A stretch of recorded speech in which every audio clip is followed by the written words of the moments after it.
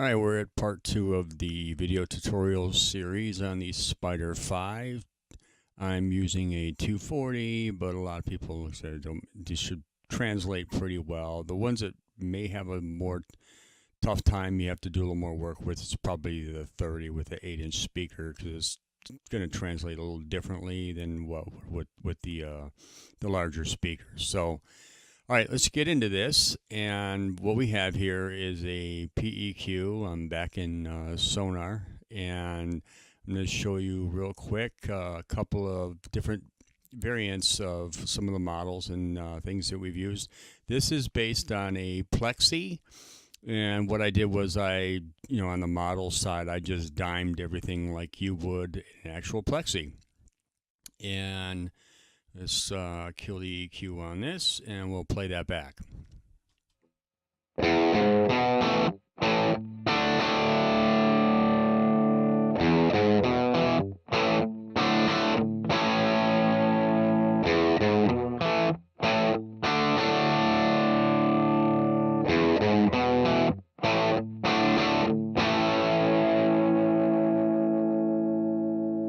Okay, it's a usable tone, but it's, to me, it needs a little bit of help. So we're going to use this in post. And if you had your sliders, you would set them up exactly the same way as these frequencies are down here. And if you played that back, I used I think it was a Les Paul on that. So all right, we'll go ahead and we'll play this back again with the post EQ active, and what you can see is we've added a lot of the low shelf back into it, and then we added some of this, a lot of mid variants over here. And these, again, are based off some curve examples that we've found for the GB12 and a few other ones. And we'll demonstrate that as well, how you actually can use that technique. And again, it's not an exact science, but it helps you ballpark where these mid-range are going to fall for a certain range of sounds. So we'll go ahead and play that back now.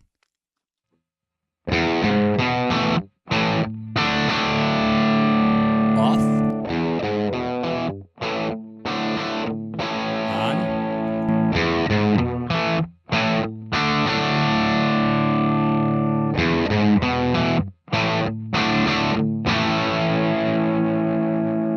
All right, so you can see that it brings a lot of energy back into it. If you need to extend the bottom end, bring this shelf up.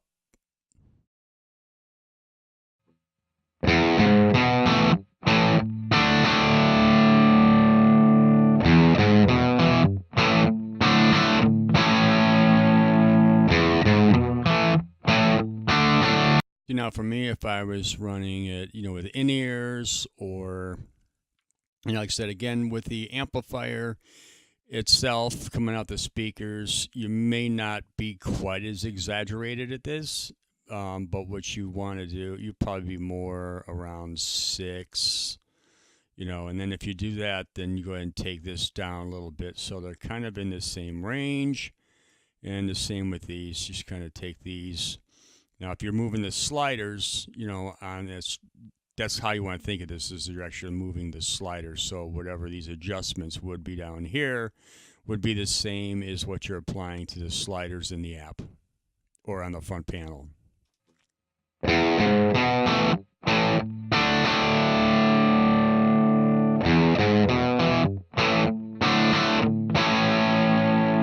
That might be a better starting point. So like then you come in here, you can add a little more bass if you need it.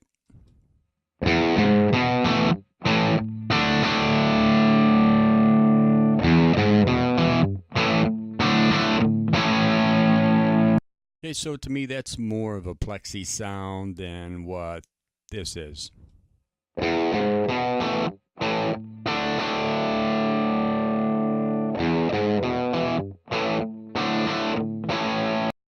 I mean, both, like I said, you could use them both, but I really do like flavoring this up with the PEQ. I think what this does is it adds a lot more energy back into the post side of the patch, And when you're using that with a full range system, just like it is with other, more traditional rack modelers or floor modelers that have PEQs, you'll see a lot of times that people are using these as, some type of filtering action to recreate, some of the things that are lost in models when you're playing them back on full range speakers that a lot of times are, kind of hollow out the mids, for vocals and, for like full band applications, because that's what they're used for, not really used for guitar amplification.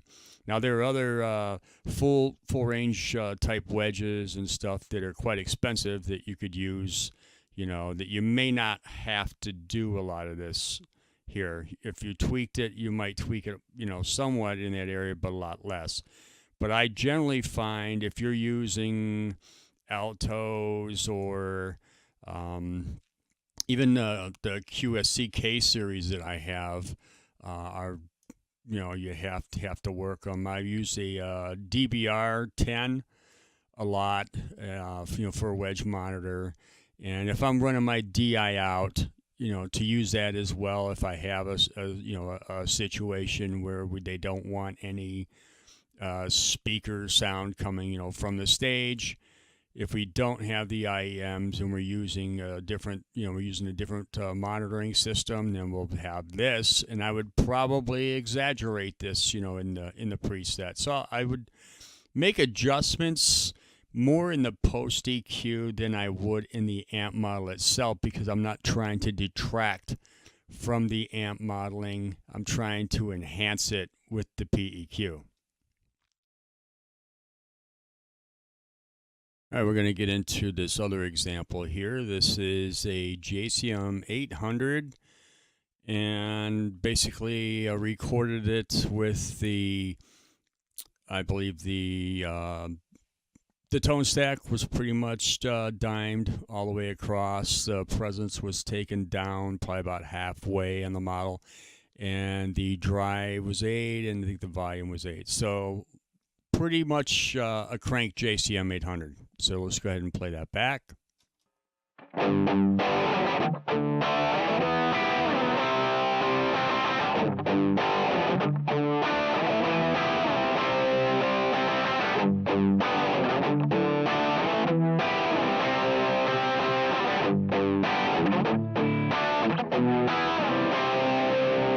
right, now let's go ahead and apply the parametric EQ in post.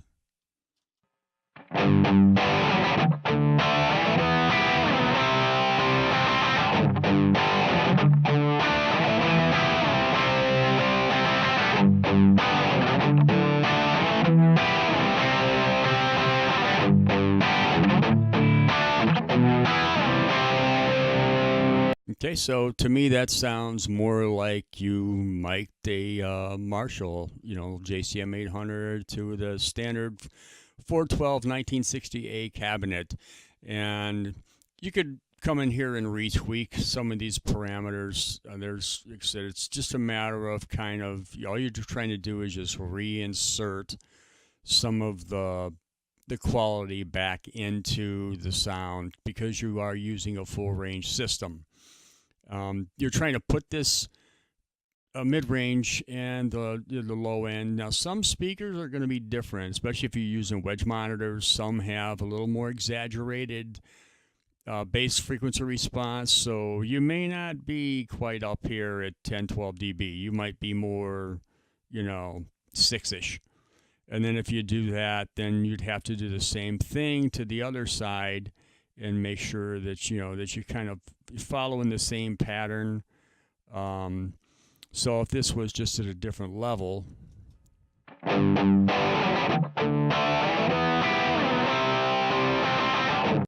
if you needed to add a little bit of the bass into it, off.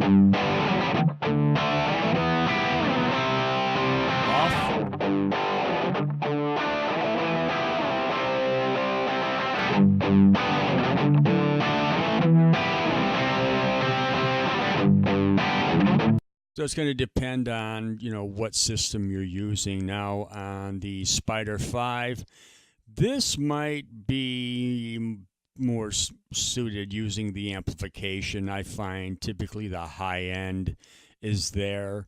So I won't be pushing these as hard into the 6 range. Some of them I'd have down.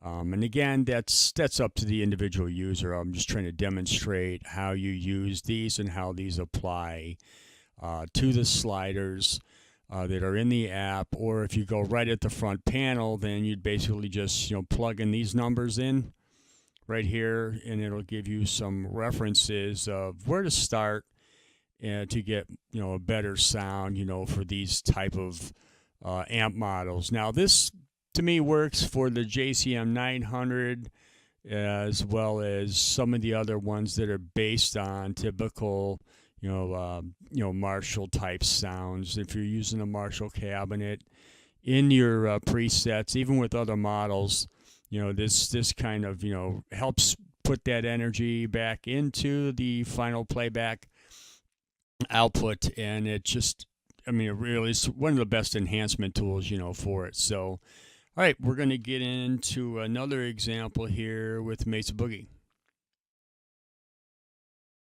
Let's get back into this, and here's a Mesa Boogie. This is based off the Line 6 Crunch Mesa Boogie channel, so let's go ahead and play that.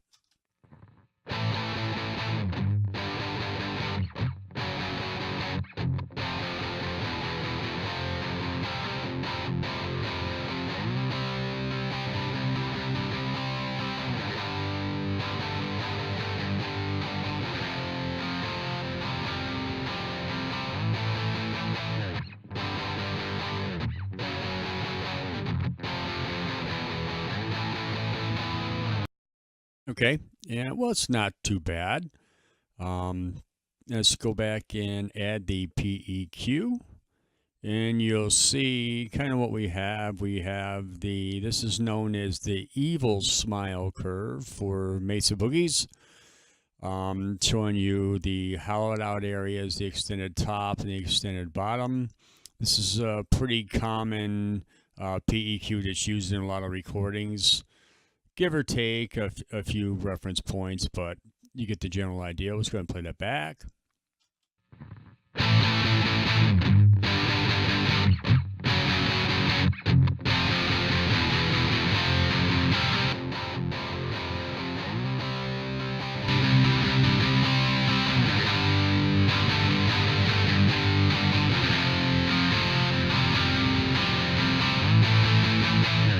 Okay, now you may not use, again, may not use as high as an example as this is. You might want to take some of these down depending on your rig. And if you're using it with the Spider 5 speakers, probably more in this range.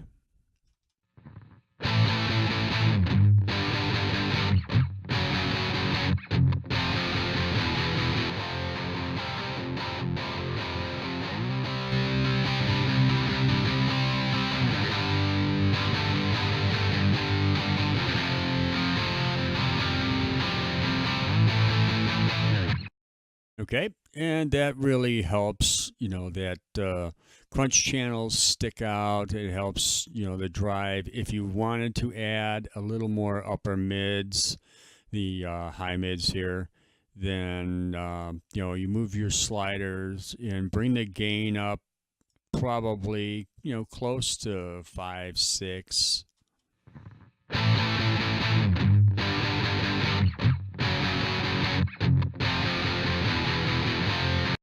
The crunch channels I typically have, up a little more in the mids. It's just going to depend on, again, your guitar that you use. I'm using PRS core lines, the single cut. So it kind of works for that. And it depends, on the other guitars that you might have. All the pickup arrangements are going to be different. The body styles are going to play, so these aren't exact, going to match for everybody, but these will get you in the ballpark, and that's the whole idea. Is it's just showing you applying the PEQ just helps add so much energy back into these these full range or extended range type playback systems. So if this was pumped in your in-ears, with a full mix in a band, it would probably work well.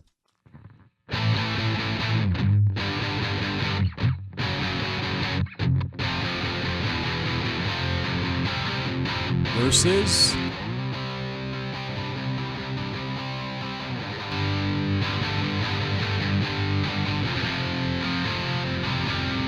okay, so let's get into the next one. Now this one is going to be a little different because it's the higher gain channel, and higher gain channels you got to work with a little bit differently. It's still going to have the same type of EQ applied to it.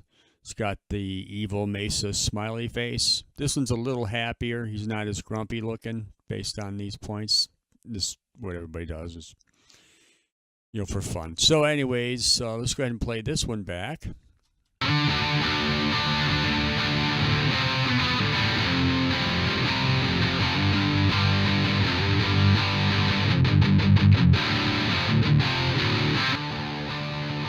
That's without.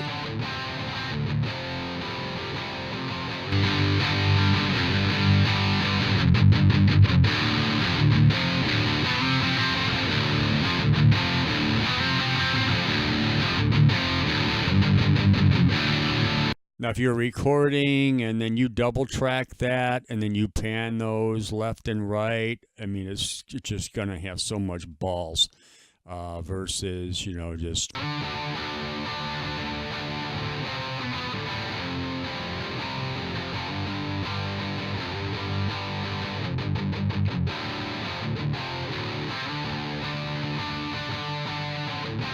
Okay, again, that would this setting is probably more for in-ears or direct recording. If you were using this as the the system into line 6, I'd probably keep these under 6 dB.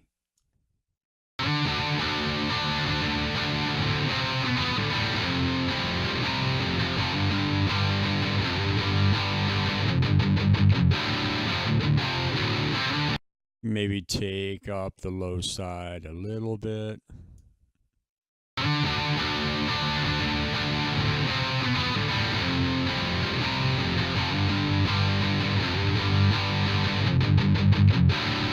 Yeah, it's got the chug that we're looking for.